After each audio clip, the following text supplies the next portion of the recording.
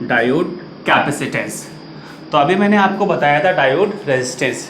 Resistance offered by diode is defined as a diode resistance. बहुत ही simple तरीके से मैं बता रहा हूँ। Resistance offered by diode is defined as diode resistance. तो वहाँ पे आप क्या करेंगे, डायोड के अक्रॉस डीसी भी अप्लाई कर सकते हो और एसी भी। Resistance offered by diode under DC operating condition known as DC resistance. अगर मैं एसी अप्लाई करता हूँ, resistance offered by diode under AC operating condition known as a AC resistance. बहुत ही सिंपल है, ठीक है। तो उसी तरीके से मैं डायोड कैपेसिटेंस को अब बताता हूँ। डायोड जिस कैपेसिटेंस को ऑफर करता है, यानी जो कैपेसिटेंस डायोड से एसोसिएटेड होता है, उसको हम बोलते हैं डायोड कैपेसिटेंस। किसी भी डायोड को हम एज ए कैपेसिटेंस यूज कर सकते हैं। कैसे यूज कर सकते हैं, इसको अभी हम डिटेल में डिस्कस करेंगे। So the capacitance offered by diode known as diode capacitance, ठीक है। तो यहां पे अगर हम कैपेसिटेंस की बात करें, तो मैं फिर से आपको बता रहा हूं कि डायोड में हम दो तरीके की पावर सप्लाई यूज कर सकते हैं। अगर हम डीसी पावर सप्लाई यूज कर रहे हैं तो आपका डायोड का कैपेसिटेंस अलग होगा। अगर एसी पावर सप्लाई हम यूज कर रहे हैं तो डायोड का कैपेसिटेंस आपका अलग होगा, ठीक है। तो हम पहले बात करते हैं ट्रांजिशन कैपेसिटेंस की। तो पहला टाइप जो होता है वो होता है ट्रांजिशन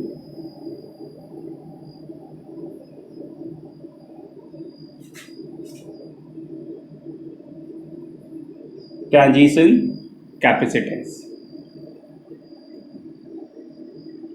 इस ट्रांजिशन कैपेसिटेंस को हम डेप्लीशन कैपेसिटेंस ही बोल सकते हैं। डेप्लीशन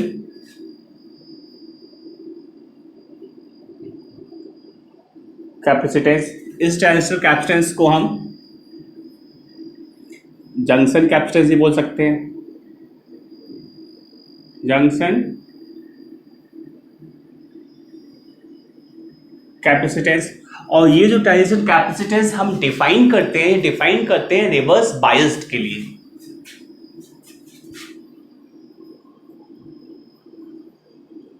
रिवर्स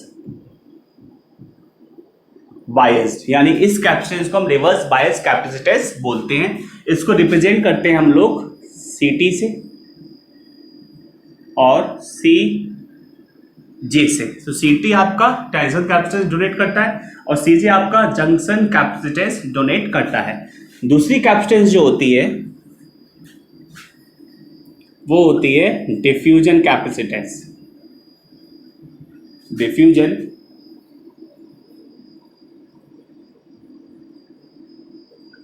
कैपेसिटेंस, इसको हम बोलते हैं, रिप्रेजेंट करते हैं सीडी से।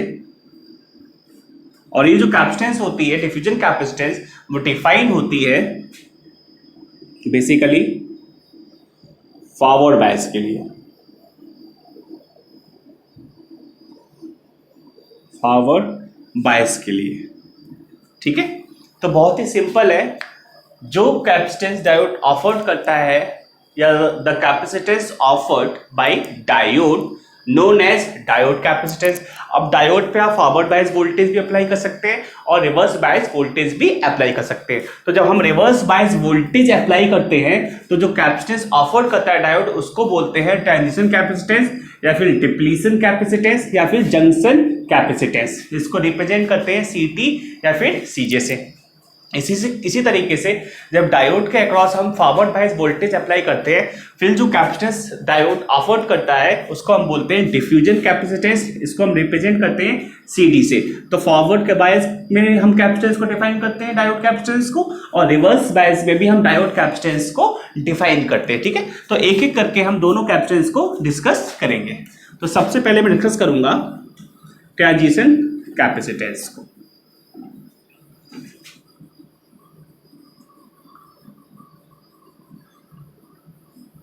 सबसे पहले डिस्कस करूंगा ट्रांजिशन कैपेसिटेंस।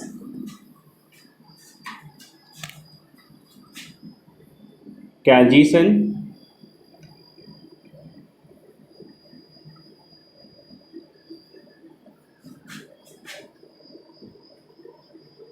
कैपेसिटेंस,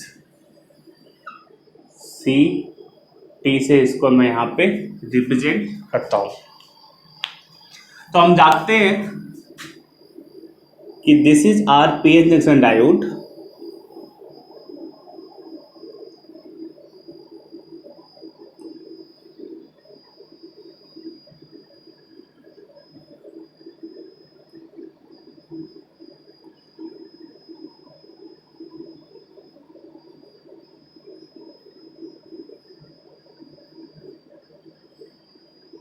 ये आपका W है, और रिवर्स बायस की हम बात कर रहे हैं तो मैं यहाँ पे रिवर्स बायस वोल्टेज अप्लाई कर देता हूँ, माइनस प्लस VR, इसको मैंने बोल दिया रिवर्स बायस्ड, और इसके अक्रॉस जो बैरियर वोल्टेज होगा प्लस माइनस, इसको बोल दिया VBI, यानी बिल्ट इन पोटेंशियल। ठीक है, तो आप देख सकते हैं इसमें जो करंट फ्लो करेगी वो N2P की और IR फ्लो करेगी। तो ये आपका एक PN जंक्शन है, और PN जंक्शन मुझे पहले से ही पता है, इसके बीच में क्या होता है, डेप्लीशन विथ होती है, डेप्लीशन रीजन होता है, उस डेप्लीशन रीजन की जो विथ है वो क्या है, W है। तो पहले तो मैं आपको ये बताना चाहूंगा कि P साइड में क्या है, मेजॉरिटी चार्ज कैरियर्स होल्स है, और माइनॉरिटी चार्ज कैरियर्स क्या है, इलेक्ट्रॉन्स। N साइड में क्या है आपका, मेजॉरिटी चार्ज कैरियर्स इलेक्ट्रॉन्स है, और जो माइनॉरिटी चार्ज कैरियर्स वो क्या है, होल्स है। यानी P टाइप में भी चार्ज कैरियर्स है, N टाइप में भी क्या है, चार्ज कैरियर्स है। यानी P आपकी P रीजन एक कंडक्टिंग प्लेट की तरह बिहेव करेगी, और N रीजन भी एक कंडक्टिंग प्लेट की तरह बिहेव करेगी। आप देख सकते हैं ये आपका P रीजन है, ये आपका एक N रीजन है। ठीक है, एक P रीजन एक N रीजन, और बीच में क्या है आपकी, ये डेप्लीशन विथ है। यहां पे आपने वोल्टेज अप्लाई किया हुआ है। ठीक है, नेगेटिव और positive, negative negative negative negative, यहां पे positive positive positive and positive. तो अगर आप PN जंक्शन पे फोकस करते हैं तो आपका बेसिकली क्या है, एक P कंडक्टिंग प्लेट है और एक N कंडक्टिंग प्लेट है, और बीच में क्या है, डेप्लीशन रीजन है, जिसकी थिकनेस क्या है, W है। This region is depletion reason.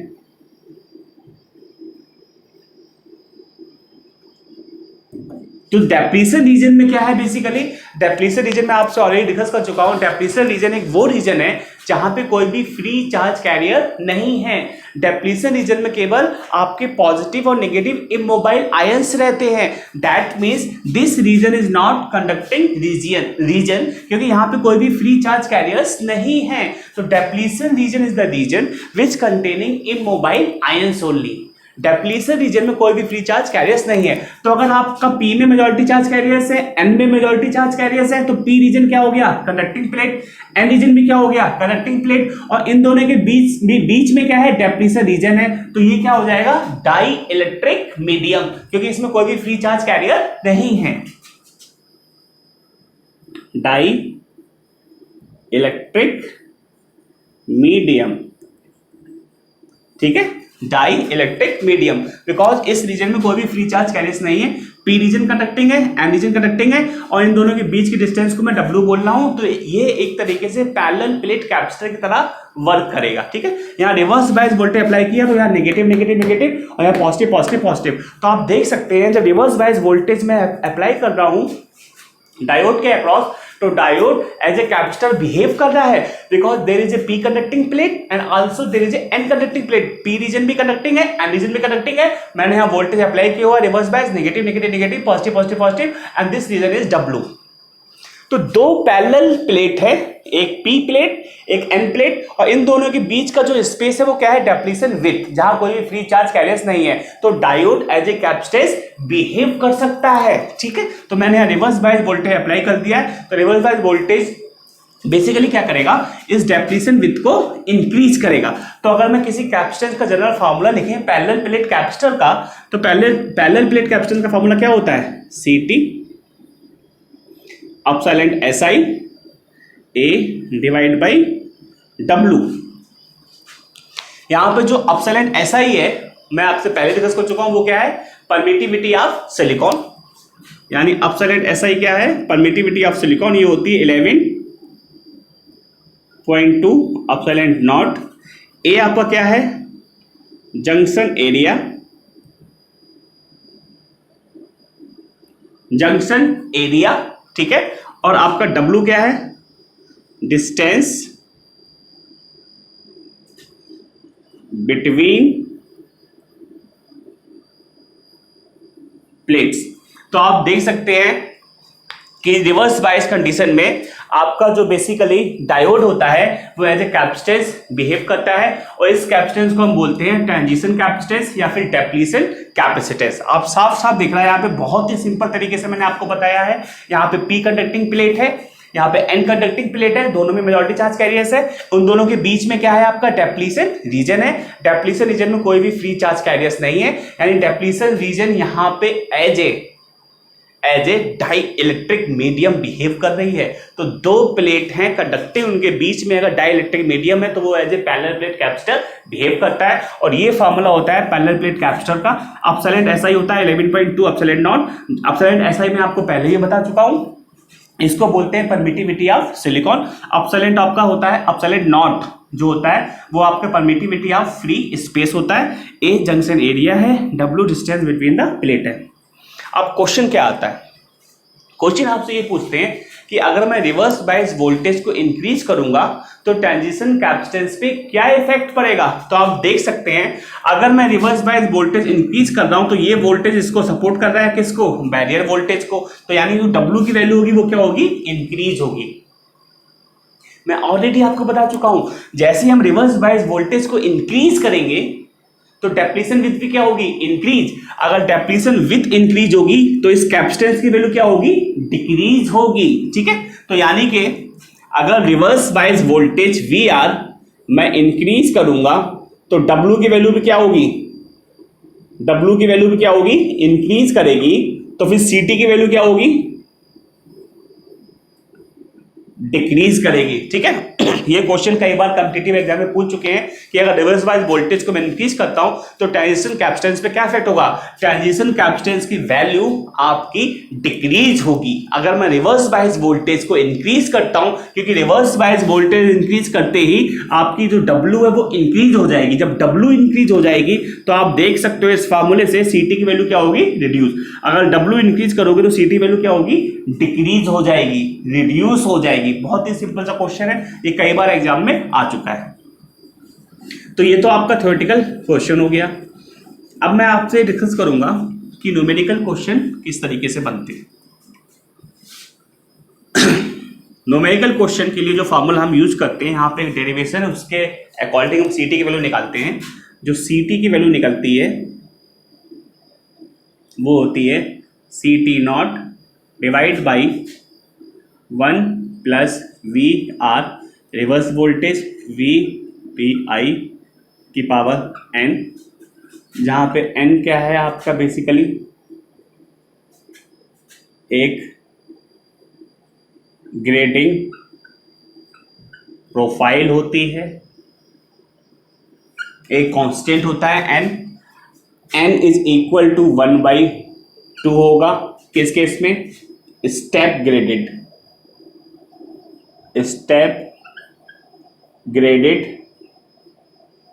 Junction के लिए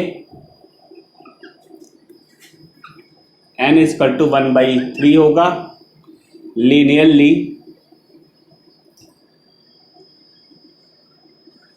ग्रेडेड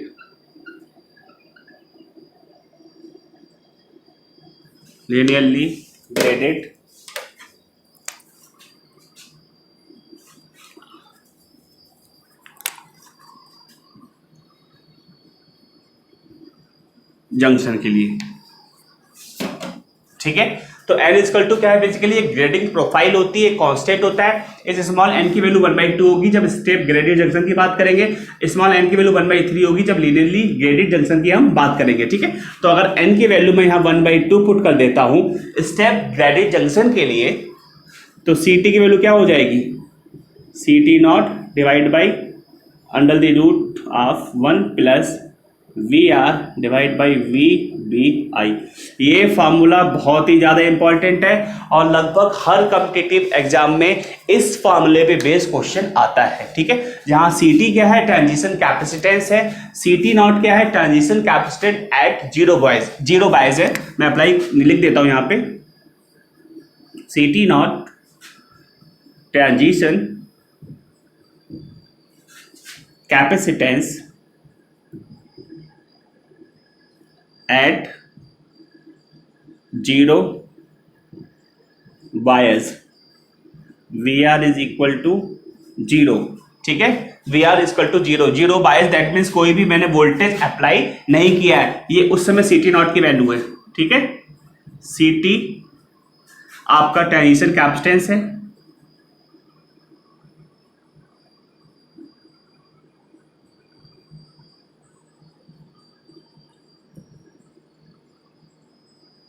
एट वी आर, जब आपने वोल्टेज अप्लाई किया है उस केस में सी टी है, सी टी डिफाइन किया गया है, और आपका वी बी आई क्या है, बिल्ट इन पोटेंशियल, या इसको हम बोलते हैं बैरियर वोल्टेज, या इसको हम बोलते हैं बैरियर वोल्टेज। तो ये फॉर्मूला कई बार एग्जाम में आ चुका है और बहुत ही इंपॉर्टेंट है। इसमें डायरेक्ट क्वेश्चन आता है कि रिवर्स बायस वोल्टेज को अगर मैं इंक्रीज करता हूं तो सीटी पे क्या वैल्यू, क्या इफेक्ट होगा। तो रिवर्स बायस वोल्टेज जब इंक्रीज करूंगा सीटी की वैल्यू क्या होगी, डिक्रीज होगी। या आप इसको इस तरीके से भी समझ सकते हैं, जब रिवर्स बायस वोल्टेज इंक्रीज करूंगा तो आपकी डेप्लीशन विथ क्या होगी, इंक्रीज होगी। अगर डेप्लीशन विथ इंक्रीज होगी तो सी टी इक्वल टू क्या होता है, अपसाइलेंट S I A divide by W. अगर डब्ल्यू इंक्रीज होगा रिवर्स बायस वोल्टेज बढ़ाने पे तो सीटी क्या होगा, डिक्रीज होगा, यानी सीटी की वैल्यू घटेगी। ठीक है, तो बहुत ही इंपॉर्टेंट फार्मूला है और इस पे बेस्ड न्यूमेरिकल आपको 100% मिलेगा। अभी मैं आगे जब ये आपका ये बेसिक आपके खत्म हो जाएंगे तो डायोड से रिलेटेड, उसके बाद मैं न्यूमेरिकल में आपसे डिस्कस करूंगा किस तरीके की प्रॉब्लम आती है और किस तरीके से उन प्रॉब्लम को हम इजीली सॉल्व कर सकते हैं। ठीक है, अगर आपसे कैरेक्टरिस्टिक की बात की जाए तो कैरेक्टरिस्टिक भी बहुत सिंपल है इसकी।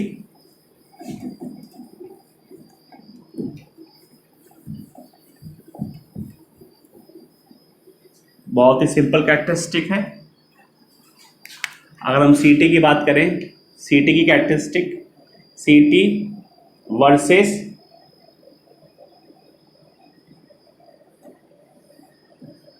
वी आर, तो ये आपका वी आर हो गया, ये आपका सी टी डिफाइन किया है बेसिकली पिको फैरेड में, पिको फैरेड या फिर माइक्रो फैरेड जो भी आप लेना चाहें। यहाँ पे आपका सी टी नॉट है, यहाँ पे वैल्यू कितनी है, जीरो। तो आप देख सकते हैं वी आर इक्वल टू क्या है, जीरो, नो बायस।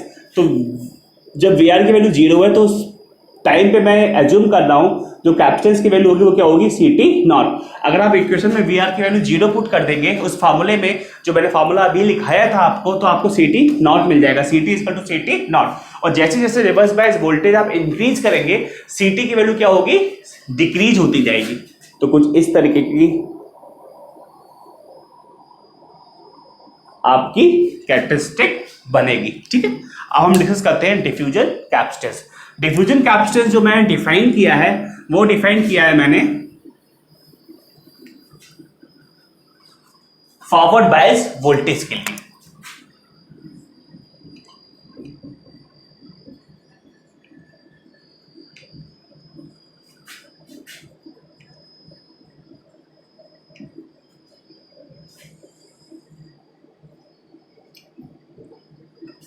फॉरवर्ड बायस के लिए इसको डिफाइन किया है फॉरवर्ड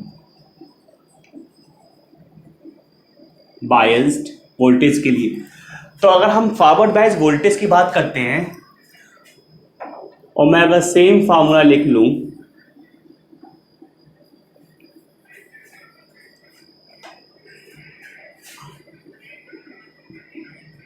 सी डी ये डिफाइन होता है in terms of D Q over D V D. जहाँ वी डी क्या है आपका डायोड वोल्टेज है। तो अगर हम फॉरवर्ड बायस वोल्टेज की बात करते हैं, अगर डायोड के अक्रॉस आप फॉरवर्ड बायस वोल्टेज आप अप्लाई करते हैं,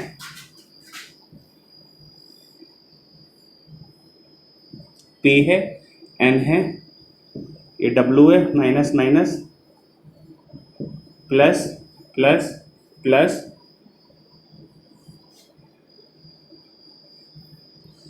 ये आपका फॉरवर्ड बायस हो गया, प्लस माइनस ई फॉरवर्ड बायस करंट आपकी ये फ्लो करेगी ID, ठीक है। अगर हम आपकी फॉरवर्ड बायस वोल्टेज की बात करते हैं तो डिफ्यूजन कैपेसिटेंस कैसे डिफाइन करते हैं? डिफ्यूजन कैपेसिटेंस बेसिकली उस कैपेसिटेंस को बोलते हैं जो फॉरवर्ड बायस कंडीशन के लिए डिफाइन होती है। यानी P को आप ऐड कर दीजिए पॉजिटिव से, N को कर दीजिए आप किससे नेगेटिव से। तो अभी भी वही चीज है, P आपका कंडक्टिंग रीजन है, N आपका क्या है कंडक्टिंग रीजन है, और बीच में क्या है डिप्लीशन विथ है, यानी डाई इलेक्ट्रिक मीडियम। ये पॉजिटिव है और ये आपका नेगेटिव है, प्लस माइनस, इसको बोलते हैं VBI बिल्ट इन पोटेंशियल। तो आप देख सकते हैं कि अगर आप फॉरवर्ड बायस वोल्टेज को इंक्रीज करेंगे तो फॉरवर्ड बायस वोल्टेज इंक्रीज करते ही आपकी इस W की वैल्यू क्या होगी डिक्रीज होगी। भाई फॉरवर्ड बायस वोल्टेज अप्लाई करते हैं तो डेप्लीशन विथ क्या होती है, डेप्लीशन विथ आपकी रिड्यूस होती है। अगर डेप्लीशन विथ रिड्यूस होगी तो अगेन एक तरीके से पैरेलल प्लेट कैपेसिटर की तरह वर्क कर रहा है। अगर CD को इन टर्म्स ऑफ एप्सिलॉन SI में डिफाइन कर दूं और फिर से वही फॉर्मूला लिख दूं, तो अगर फॉरवर्ड बायस वोल्टेज अप्लाई करते हो तो फॉरवर्ड बायस वोल्टेज इसका अपोज करना है बैरियर वोल्टेज का, तो कहीं ना कहीं डेप्लीशन विथ क्या होगी रिड्यूस होगी। अगर फॉरवर्ड बायस वोल्टेज के लिए डेप्लीशन विथ यानी डिस्टेंस बिटवीन प्लेट रिड्यूस हो रही है तो CD क्या होगा इंक्रीज होगा, ठीक है। तो अगर CD की मैं कैरेक्टरिस्टिक ड्रॉ करता हूं सिंपली, यहां पे मैं अगर लिख दूं CD और अगर ये वैल्यू CT नॉट की है 0 वाइस पे 0 बायस, उस केस में क्या होगा, अगर पहले वैल्यू CT नॉट थी 0 वोल्टेज पे, जब आपने फॉरवर्ड बायस वोल्टेज अप्लाई कर दिया तो W क्या हो गया पहले से कम हो गया, तो अब वैल्यू क्या होगी इंक्रीज। तो 0 पर तो वैल्यू CT नॉट थी, जैसे ही आपने फॉरवर्ड बायस वोल्टेज अप्लाई किया W रिड्यूस हो गया, तो कैपेसिटेंस की वैल्यू क्या होगी इंक्रीज होगी। इसको बोलते हैं फॉरवर्ड बायस्ड। मैंने कुछ लाइनें दिखाई है ऊपर, क्योंकि एक टाइम ऐसा भी आएगा कि एक पर्टिकुलर फॉरवर्ड बायस वोल्टेज पे डेप्लीशन विथ क्या हो जाएगी 0 हो जाएगी। उस केस में हम कैपेसिटेंस को डिफाइन नहीं कर सकते, क्योंकि अगर W की वैल्यू 0 हो जाएगी तो एक तरीके से कैपेसिटेंस वैल्यू इनफाइनाइट हो जाएगी। ये पॉसिबल नहीं है कि इतनी ज्यादा मैक्सिमम कैपेसिटेंस हम अचीव कर सकते हैं। तो एक मैक्सिमम कैपेसिटेंस की वैल्यू होती है फॉरवर्ड बायस के लिए कि उस वैल्यू तक हम उसको अचीव कर सकते हैं, क्योंकि जब डेप्लीशन विथ ही आपकी 0 हो गई तो एक तरीके से कैपेसिटर की तरह बिहेव नहीं करेगा, क्योंकि आपकी डाइलेक्ट्रिक मीडियम क्या हो गया 0 हो गया। ट्राई टू अंडरस्टैंड, ठीक है। तो CD equal to epsilon SI A divide by W, इसको बोलते हैं डिफ्यूजन कैपेसिटेंस। तो क्वेश्चन इस तरीके से आता है कि फॉरवर्ड बायस वोल्टेज अगर हम इंक्रीज करते हैं PN जंक्शन डायोड का तो डिफ्यूजन कैपेसिटेंस पे क्या इफेक्ट होगा, डिफ्यूजन कैपेसिटेंस आपकी इंक्रीज होगी, क्योंकि आप जब फॉरवर्ड वोल्टेज इंक्रीज करोगे तो W डिक्रीज होगा तो CD की वैल्यू इंक्रीज होगी। अब न्यूमेरिकल जो उस पे बनता है, एक फार्मूला है जिसके लिए एक डेरिवेशन हम सॉल्व करते हैं। मैंने पहले ही कहा था कि आपका सब्जेक्टिव पेपर नहीं, आपका ऑब्जेक्टिव पेपर है, तो उस डेरिवेशन से आपको कोई ज़्यादा कंसर्न नहीं करना है, ठीक है। तो मैं आपको डायरेक्ट फार्मूला लिख दे रहा हूँ। CD इक्वल टू होता है टाउ VT अपॉन ID, ठीक है। तो बेसिकली आपको जो फॉर्मूला होता है वो बनता है tau VT divide by ID, ठीक है। बहुत ही सिंपल फॉर्मूला है, इसको चाहे तो हम निकाल भी सकते हैं। इस फॉर्मूले को मैं आपको निकाल देता हूं, क्योंकि कई बार क्वेश्चन में ये पूछ लेते हैं। CD इक्वल टू आपका होता है DQ ओवर DVT। एक फॉर्मूला आपको बता देता हूं, हालांकि मैं डायोड रेजिस्टेंस में आपको नहीं बताया, वहां पर भी हम निकाल सकते हैं। CD इक्वल टू होता है basically DQ over DVT, change in charge divide by change in diode voltage, और ID की जो वैल्यू होती है वो होती है e to the power VD divide by eta VT IS, n-1। ठीक है, तो हमें बेसिकली क्या करना है, हम अगर VD की बात करें तो VD की जगह हम क्या पुट कर सकते हैं, इसकी की जगह टाउ DID/DVD, क्योंकि जो आपकी Q की वैल्यू रहती है, Q की वैल्यू क्या रहती है I/T, जहाँ टाउ क्या है आपका टाइम है, किसका, कैरियर लाइफ टाइम है चार्ज कैरियर्स का। तो CD is equal to tau DID/DVD, तो हम यहाँ से DID/DVD अगर निकालते हैं तो कितना आ जाएगा, ये बेसिकली DID/DVD ये आपका आ जाएगा IS e⁻VD divide by eta VT divide by eta VT, और ये आपका आ जाएगा IS है तो ये कितना आ जाएगा, 0 आ जाएगा। ठीक है, तो ये आपका DID/DVD की वैल्यू आ गई। इसी इक्वेशन से अगर मैं EVD की वैल्यू निकालूं तो ये वैल्यू आपके निकल के आएगी IS plus ID divide by eta VT। ठीक है, यहां वैल्यू अगर पुट करता हूं तो CD वैल्यू क्या आ जाएगी, अगर मैं इस IS को नेग्लेक्ट कर देता हूं, टाउ ID/ईटा VT, तो ये फॉर्मूला निकल के आता है आपका CD का। बहुत ही सिंपल तरीके से मैंने बताया है, हालांकि आपको इस पे फोकस नहीं करना है ज़्यादा, क्योंकि आपका सब्जेक्टिव पेपर नहीं है, आपको फोकस करना है इस फॉर्मूले पे। तो CD इजकल टू क्या होता है, tau ID divide by eta